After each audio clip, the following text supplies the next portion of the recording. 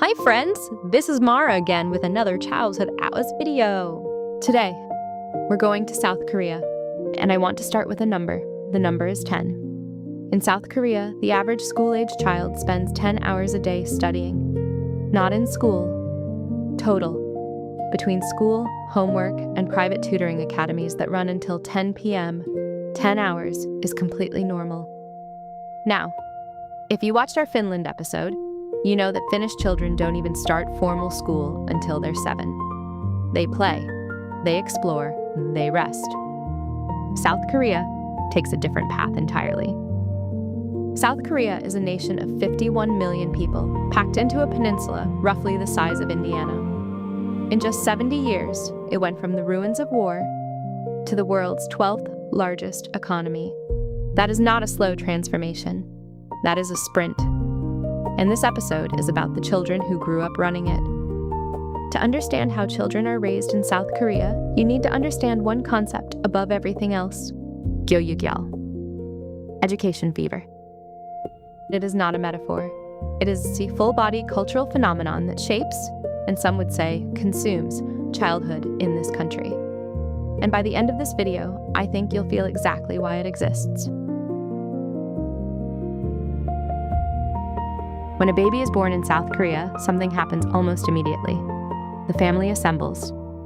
Grandparents, especially the maternal grandmother, a halmyeoni, often move in or are present daily in those first months. This is not just tradition, it is a system.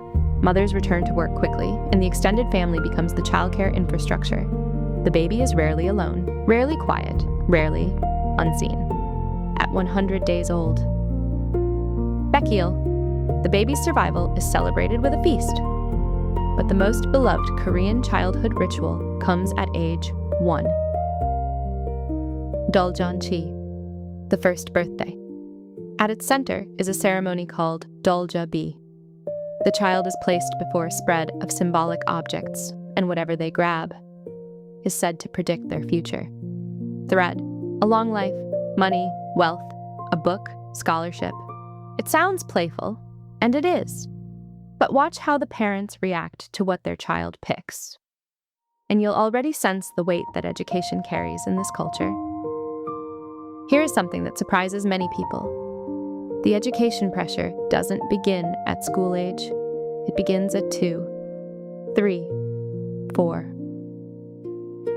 This is when Korean students often employ hagwons, private tutoring academies for children who can barely tie their shoes.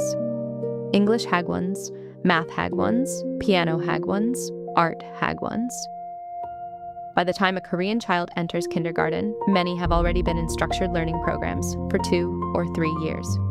Now, it's important not to caricature this. Korean children do play. They have toys, they laugh and run, and are, in many ways, children everywhere. But play in South Korea exists in competition with structured time. There are only so many hours in a day. And as the hagwon schedule fills up, afternoons, evenings, weekends, the unstructured hours quietly shrink. Formal school begins at age 6, a full year earlier than Finland, and with a very different philosophy driving it. Elementary school is rigorous but manageable. Middle school is where the pace begins to escalate. And high school is where everything converges on a single event. Everything in the Korean school system points toward a single event: Suneung, the college scholastic ability test. Taken in November of 12th grade, it determines university placement. University determines career. Career determines, in the Korean social imagination, almost everything. On the day of the Suneung, South Korea essentially goes quiet. Flights are grounded during the listening portion. Police escort late students through traffic. Parents wait outside in the cold for 8 hours. It is not just an exam, it is a national ritual. South Korean law now requires hagwons to close by 10 p.m. That law exists because they used to stay open until midnight. Children as young as 10 will finish their regular school day, eat a quick dinner, sometimes packed and delivered to the hagwon, and then spend 3 or 4 more hours in private classes. This is not the experience of every child.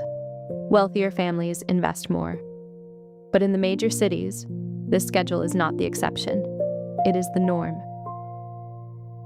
South Korean children are expected to develop something called chi. It means a sensitivity to the social atmosphere around you, the ability to read what people are feeling without being told, to notice what needs doing without being asked. A child with good chi doesn't wait to be prompted to help. They see a situation and they respond, quietly, without fanfare. This is considered one of the most important emotional skills a child can develop, and it is taught by modeling, not lecture. If Nunchi is about reading people, jeong is about the warmth that grows between people over time. Jeong doesn't have a precise English translation. It's somewhere between love, attachment, and fondness, the kind that accumulates. The more time and difficulty you share with someone, the deeper the jeong. Children are raised inside jeong, with grandparents who have carried them, with parents who may push hard, but who also sacrifice enormously. The pressure in Korean parenting and the love in Korean parenting are not opposites. They come from the same place. So why does Korea look like this? Why the pressure? The hagwons? The law about closing at 10 p.m.? The answer is historical as much as cultural. 70 years ago, South Korea was one of the poorest nations on earth. What its people had was education. And the generation that rebuilt this country did so through study, through credentials, through relentless investment in their children's futures. Education fever didn't emerge from cruelty, it emerged from belief. The belief that learning was the one thing no war, no poverty, no misfortune could take from you. But belief, taken to an extreme, has costs. South Korean teenagers score among the highest in the world on international education benchmarks. And they also report among the highest rates of academic stress, anxiety, and burnout. South Korea has one of the highest youth suicide rates in the developed world. The connection to academic pressure is not disputed. It is openly discussed, in parliament, in newspapers, in living rooms. Korean society knows this, and it is, slowly, wrestling with it.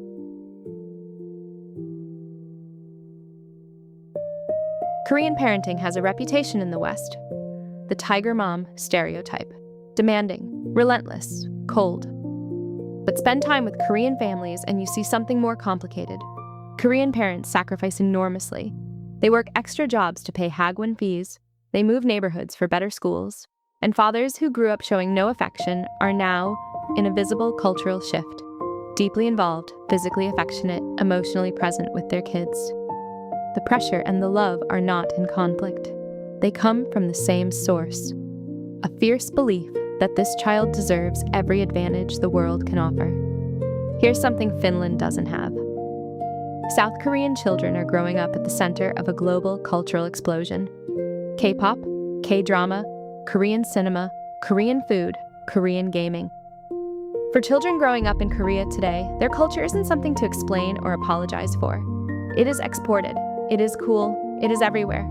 Kids today have idols who look like them, speak their language, and are watched by fans in 150 countries. That is a remarkable thing to grow up inside. But something else is happening in South Korea's rising generations. A term emerged, the Sampo generation. Young Koreans who are quietly stepping off the path, choosing not to marry, not to have children, not to pursue the credential at any cost life their parents built. Not from laziness, but because the math no longer adds up. The destination that all that sacrifice was supposed to lead to feels, for many, out of reach. The children of education fever are asking, was it worth it? And what do we want for our children? If Finland says a child needs freedom to become who they are, South Korea says a child needs preparation for the world that is coming. Neither is simply right, neither is simply wrong. They are different answers to the same profound question. What is the purpose of a childhood? Finland trusts the child. Korea trusts the work. And millions of humans have grown up whole and loved and capable under both philosophies. The Korean word gire means both expectation and anticipation, both the demand placed on someone and the hope felt for them. That tension is the Korean childhood. in a single word. So what's the thread running through all of this? I think it's this. South Korea has built a society that believes in its children so fiercely that it sometimes forgets to ask them what they believe in. And the most hopeful thing about Korea right now is that the children are starting to answer that question for themselves. Gita. Here's something to sit with. Was there an expectation placed on you as a child that you resented at the time, but that turned out to be a gift? If this episode moved you, or surprised you, or made you think about your own childhood, that's exactly what this series is for. Subscribe so you don't miss our next stop. And if you haven't seen the Finland episode yet, it is the perfect companion to this one. 2 countries, 2 completely different answers. I'm Mara. See you next time. Bye, friends.